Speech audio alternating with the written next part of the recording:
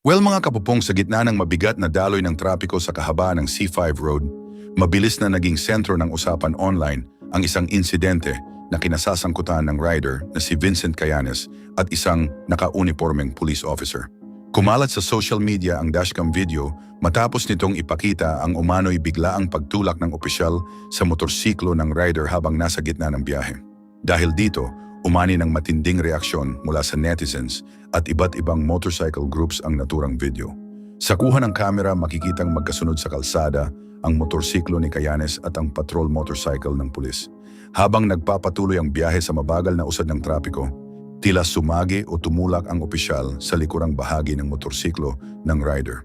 Kapansin-pansin sa video ang pagkabigla ni Cayanes habang pilit niyang kinokontrol ang kaniyang sarili upang manatiling balansi sa kalsada, ngunit natumba pa rin sila.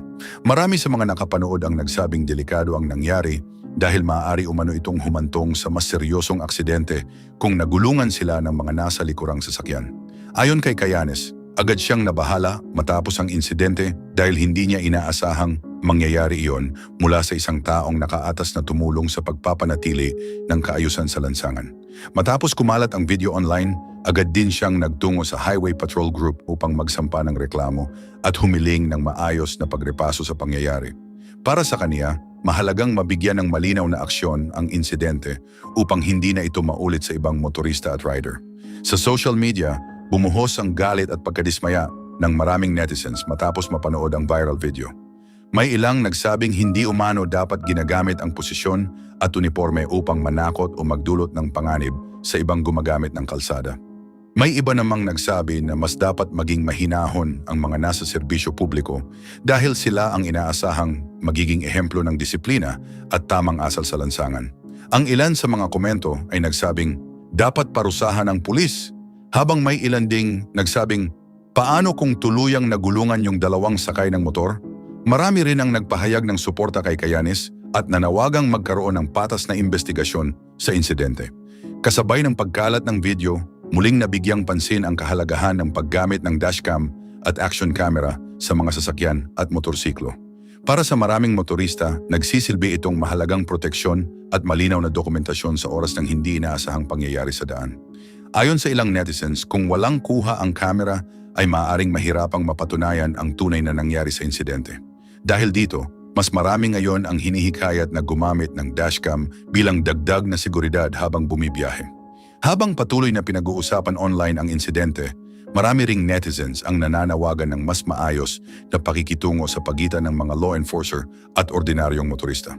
Para sa ilan, hindi sapat ang simpleng paliwanag lamang at mahalagang magkaroon ng malinaw na pananagutan upang mapanatili ang tiwala ng publiko. May ilan ding nagsabing ang mga pangyayari tulad nito ay nagsisilbing paalala na bawat kilos sa lansangan ay madaling naitatala at mabilis na naibabahagi sa social media. Sa kasalukuyan, hinihintay pa rin ng publiko ang magiging resulta ng pagrepaso sa reklamo ni Vincent Cayanes. Ngunit para sa maraming netizens, malinaw na ang viral video ay naging simbolo ng panawagan para sa respeto, pasensya at mahinahong pag-uugali sa lansangan. Sa panahon ngayon kung saan mabilis kumalat ang bawat video online, mas marami ng mata ang nakatutok sa bawat kilos ng mga taong may responsibilidad sa publiko. Well mga kapupong, sa loob ng isang sangay ng Jollibee, naging mainit ang sitwasyon matapos ang isang hindi pagkakaunawaan tungkol sa refund ng isang order na binayaran sa pamamagitan ng online payment. Ang insidente ay kinasangkutan ng isang medical professional na dumating sa tindahan upang ayusin ang isyu ng kanyang bayad, ngunit nauwi ito sa tensyonadong usapan sa pagitan niya at ng management. Sa mga oras na iyon, ipinaliwanag ng staff na ang refund para sa online payment ay hindi maaaring agad maibigay bilang cash dahil sa umiiral na policy ng kumpanya. Ayon sa kanilang paliwanag, ang proseso ay kailangang dumaan sa tamang system validation at maaaring tumagal ng ilang araw bago tuluyang maibalik ang halaga sa original na payment method. Ito ang naging pangunahing dahilan ng hindi pagkakaintindihan. Ang customer, mga kapupong, na umaasang makuha agad ang pera sa anyong cash ay nadismaya sa naging paliwanag. Sa puntong ito, nagsimulang tumaas ang emosyon sa loob ng establishmento. Sa mga oras na iyon, makikita sa ilang kuha ng video ang mainit na pagtatalo sa pagitan ng customer at ng staff habang sinusubukan ng mga empleyado na ipaliwanag ang kanilang proseso ng mahinahon. Ayon sa mga ulat mula sa mga saksi, paulit-ulit na iginiit ng customer ang kanyang nais na makuha agad ang refund sa cash form. Gayunpaman, nanatiling consistent ang management sa kanilang paliwanag na hindi ito posible dahil sa internal guidelines. Ang ganitong sitwasyon ay nagdulot ng mas matinding tensyon sa loob ng lugar. Sa kabila ng umiinit na diskusyon, mga kapupong, sinubukan pa rin ng mga crew members na panatilihin ang kontrol sa sitwasyon.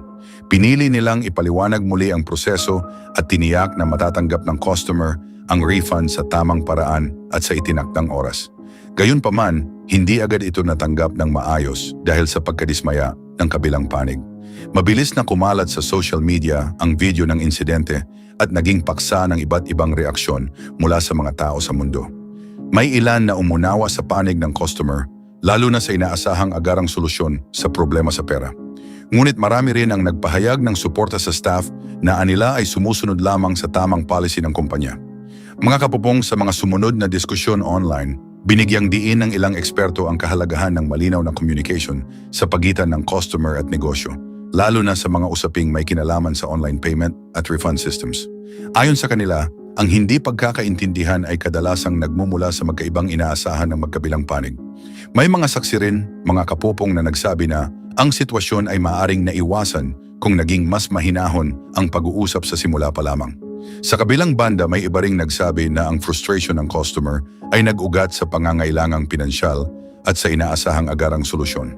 Habang patuloy ang pagkalat ng video, nananatiling usapin ang tamang proseso ng refund at ang limitasyon ng mga establishmento sa paghawak ng ganitong klase ng transaksyon. Ipinapakita ng pangyayari kung paano ang simpleng usapin sa bayad ay maaaring mauwi sa tensyon kung hindi malinaw ang expectations at proseso. Anyway, mga kapupong, ang insidente ay nagsilbing paalala sa parehong customer at negosyo tungkol sa kahalagahan ng pasensya, malinaw na paliwanag at pag-unawa sa mga patakaran na umiiral sa modernong payment systems.